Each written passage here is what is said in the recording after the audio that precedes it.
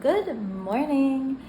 It is Saturday. I just got finished dropping off and picking up my boyfriend from work. We share one car, so there's a lot of transportation going on. But in that time, I was able to go to the gym and I did a really good workout. I have been following the workouts from, there's like a YouTuber that I really like who is a sprinter.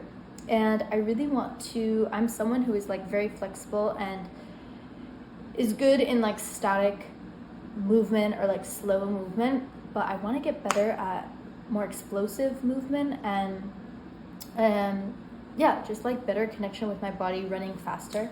So I've been starting to do some of her workouts. Her name is Olivia May, and I love her workouts so much. They're like totally stuff that I don't usually do, so it's cool not only for my body but also for my mind.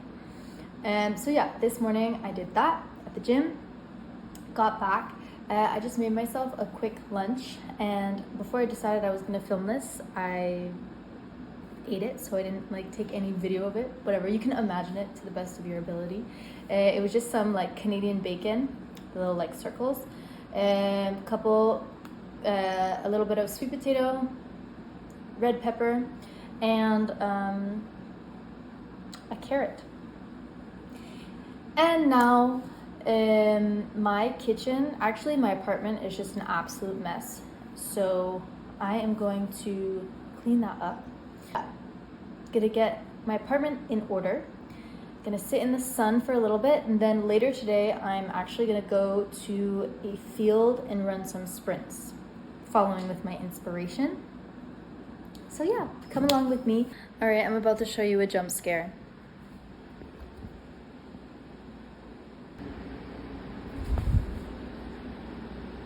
You are not allowed to judge, okay? Okay, you didn't see that. Now watch it get better.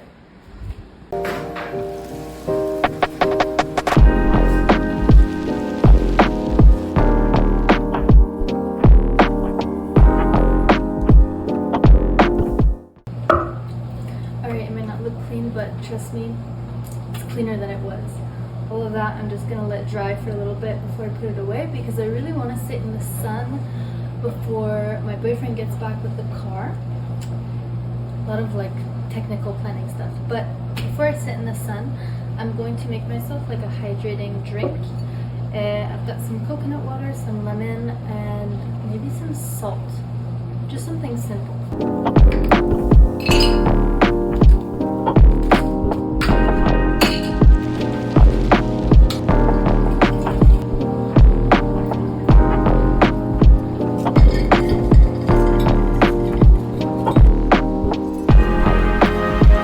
This morning I stopped at a farm that's close to my boyfriend's job, and I got so much good meat. That's something that I've been struggling to get recently, because the grocery stores where I live just make meat so expensive, and like the quantity that both me and my boyfriend eat, because we're both very active people, it's impossible. It's not sustainable to go to the grocery store. So we have like a Costco membership, but I have something about the meat there. Like, it's just, even the organic, like grass-fed meat, I don't know. I'm very suspicious of it, and it doesn't taste good. It tastes like chlorine. It tastes like there's something that they put in it. Anyway, so I know that that's the most economical or like money-saving way to get meat where I live, but I found this farm and it wasn't too expensive. But anyway, even if it's more expensive, like I'd much rather pay the small little farm than a big corporation such as Costco. So look at this. Totally not the most aesthetic, but we've got a bunch of ground beef. I got like some huge chicken thighs, and then I also got a mix of beef, veal, and heart, all like mixed together. That is amazing. I love when they have mixes of like organ meats and actual meat, because I want to get more organ meat in my diet. Like my boyfriend and I sometimes will have raw liver in the morning, like we'll swallow it, but I haven't done it in a while. My boyfriend has been doing it recently, and I need to get back into eating organ meats just to just for overall health. But for now, I'm going to go and enjoy the sun outside, and then I think I'm going to research like a kind of like sprinting workout that I'm gonna do later on. So let's go. I just sat in the sun outside for a little bit, and now I'm having a snack of raspberries and blueberries, and I'm going to take some time to write down a couple of my goals for like the next month or two, just to give myself some direction, especially like embarking on a new sort of like training style and new kind of like sport. I really want to give myself some direction so that in 1 week's time I don't just stop because I don't really know what I'm doing this for. So let's get into it. I just got to the place where I wanted to sprint, and there are like 3 soccer games going on and a bunch of little kids running around everywhere, so let's see what we can get into. This is like my first time intentionally sprinting, so you're not allowed to judge, okay? But I just want to see how my body reacts. Like, I'm really not a sprinter or someone like fast, so I just want to see how it goes the first time. We'll see if my face turns beet red because my breathing, I have a feeling that that's going to be an issue, just because when I used to play sports when I was younger, that was always an issue. But yeah, it's going to be hill sprints today because all the other places are occupied and I'm too embarrassed to go close to the soccer games. I don't want people looking at me. So we're going to sprint up this hill. I'm thinking I'm going to do 10 hill sprints, just sprinting as fast as I can, trying my best to keep a good technique of like my arms, like in proper angles, not crossing my body, as well as like keeping the proper placement of weight on the balls of my feet. Oh yeah, also I'm not wearing any shoes because I hate wearing shoes, first of all, and I'm not sprinting on a track, I'm sprinting on grass.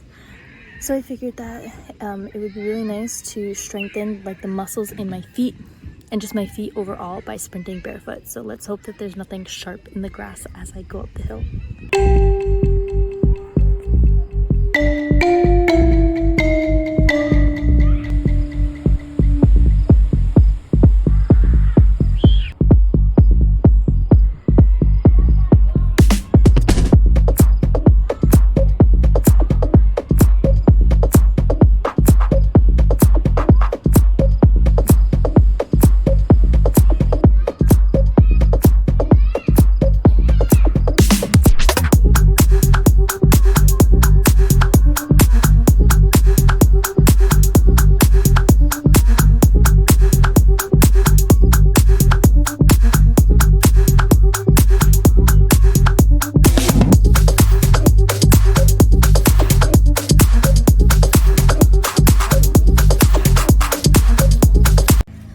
Okay, 3 down, 7 more to go.